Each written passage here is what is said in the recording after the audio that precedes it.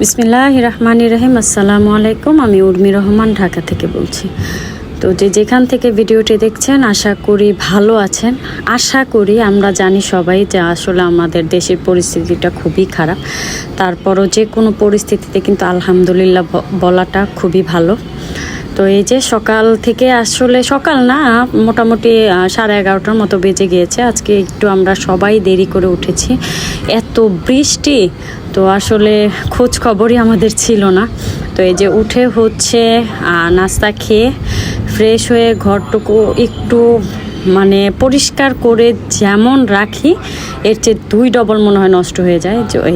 যে কোনো জায়গায় যে জিনিসটা যে জায়গায় রাখার সেটা কখনোই থাকে না। আসলে মনে হয় যে করে ছোট বেবি আছে ওই কাজগুলো হয়েই যায়। এই যে অনেক বৃষ্টি। তো এখানে হচ্ছে আমি আজকে দুপুরের জন্য আলু সেদ্ধ করে নিয়েছি, আর হচ্ছে বোম্বাই মরিচ দিয়ে ডাল রান্না করেছি। ডালটা আসলে এখনও বাগার দেওয়া হয়নি। তো এই যে এখন হচ্ছে আলুগুলোকে ভর্তা করে নেব। তো ভর্তা করতে করতে আপনাদের সাথে আরেকটা কথা শেয়ার করি, যারা আমার ভিডিওটি দেখেন সব সময়, তো ছোট্ট করে একটা কমেন্ট করে যাবেন, তাহলে আসলে আমি বুঝতে পারি যে আপনারা আমার ভিডিওটি দেখছেন। আর যদি ভালো লাগে অবশ্যই একটা লাইক করে দিবেন। তো এই যে আলুগুলো আমার মোটামুটি ছেলা শেষ, কারণ আসলে আজকে মনে হচ্ছে যে সময়ের সাথে পাল্লা দিয়ে কাজ করেছি। মোটামুটি এখন প্রায় 12:30টার মতো বেজে গিয়েছে। আর আমার ঘরে হচ্ছে টাইম টু টাইম খাবারটা না হলে কিন্তু খুবই খারাপ হয়। আসলে ওর বাবা পছন্দ করে না যে ভর্তা দিয়ে ভাত দিবা তারপর টাইম টু টাইম। তো এখানে হচ্ছে এই বাটনার মধ্যে আজকে আলু ভর্তা করব।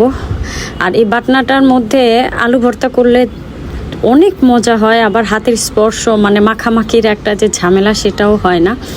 তো বেশ একটা উপকারী জিনিস, যারা ব্যবহার করে তারা তো জানে। বিশেষ করে হচ্ছে এই বাটনাটা ব্যবহার করে রংপুর আর বগুড়ার মানুষ। তো আজকে হচ্ছে বন্যার আপডেট হচ্ছে, আসলে অনেকে ত্রাণ নিয়ে যাচ্ছে, আমাদের এলাকা থেকেও যাচ্ছে, তারা ফিরে আসতেছে, কারণ ত্রাণ পৌঁছানোর মতো আসলে ওই রকম যোগাযোগ ব্যবস্থাটা নেই। তো এখন মনে হয় আপাতত ত্রাণটা বন্ধ রাখাই উচিত, কারণ অনেক ত্রাণ ওখানে চলে গিয়েছে। যখন পানিটা কমে যাবে তখন কিন্তু আমাদের অনেক দুর্ভিক্ষ দেখা দিবে, যেটা সত্য কথা। ডিসেন্ট্রি থেকে শুরু করে জামা কাপড় সব কিছু। তো আমরা আসলে ওইটারও একটা প্রিপারেশন আমাদের মধ্যে রাখা উচিত, যেন ওই সময়েও আমরা তাদেরকে হেল্প করতে পারি যে কোনো পরিস্থিতিতে যেভাবে। তো আলহামদুলিল্লাহ সবাই সবার জায়গা থেকে আমরা করছি, এটা আমরা সবাই জানি। তো এই যে এখন হচ্ছে আমার ভর্তা করা শেষ। তো আজকে রাতে যেহেতু আমি নেহারি রান্না করব আপনাদের ভাইয়ার জন্য। নেহারি কিন্তু আমি বেসিক্যালি খাই না। এই যে এত অন্ধকার, পরে লাইট জ্বালিয়ে হচ্ছে আমার রসুনগুলো বাটতে হয়েছে।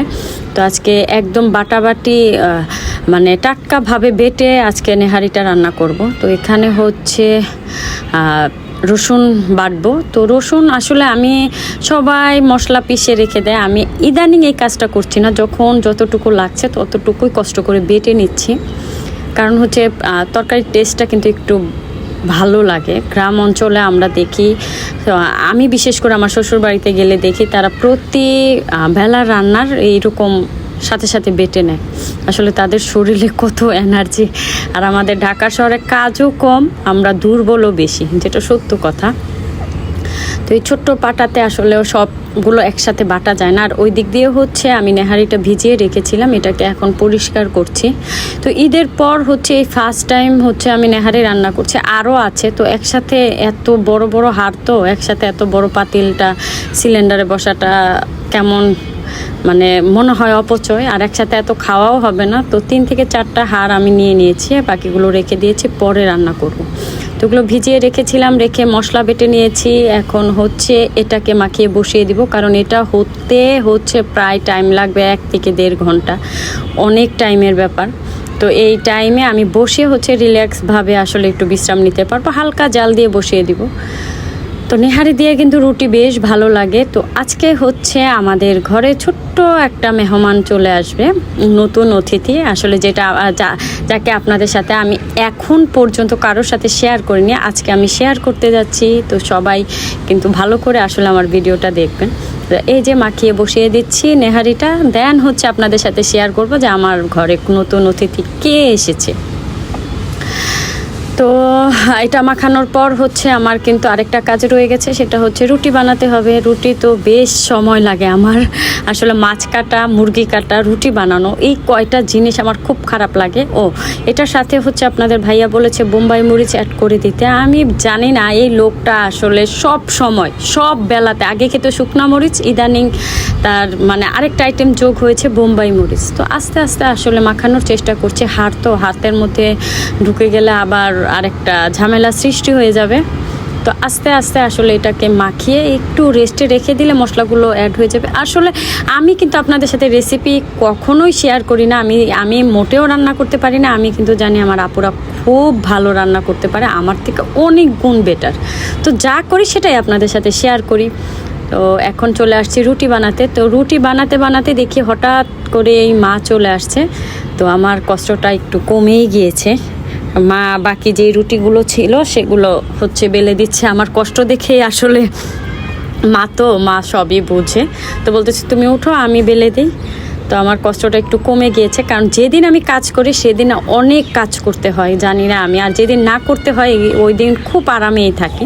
তো এই যে রুটিগুলো হচ্ছে বক্সে ভরে রাখবো, কারণ খাওয়ার সময় রুটিগুলো ছেঁকে দিলে মানে গরম গরম থাকবে, খেতেও ভালো লাগবে। অলমোস্ট হচ্ছে আমার নেহারিটা প্রায় হওয়ার মতো। এখন বাজে প্রায় 9:30 মতো, কারণ খাবার খাবে 10:30টায়। তো ওই হিসেব করেই হচ্ছে আমি রুটিগুলো বানিয়ে রেখেছি। এই যে আমার নতুন মেহমান, সেটা হচ্ছে আমার বাবা। এটা হচ্ছে আমার বাবা, আমার ভাইয়ের ছেলে, আমাদের কলিজার টুকরা। ওর নাম হচ্ছে আরিশ। তো ও আসলে আজকে প্রথম হচ্ছে আপনাদের সাথে আমি শেয়ার করছি আমার এই বাবাটাকে। আমার বাবার জন্য সবাই দোয়া করবেন এবং অবশ্যই মাশাআল্লাহটা বলে যাবেন। তো এই তো আমার বাবাটা খেলাধুলা করছে। ও আসলে বেশিক্ষণ থাকে না, এই কারণে আনতে পারি না। বাবা বাবা এই দেখো আমার কাছে আওয়ালে ভাত পেতে দিছে। বাবা বাবা বাবা কি নিবি তুমি, কি নিবি তুমি বলো তো?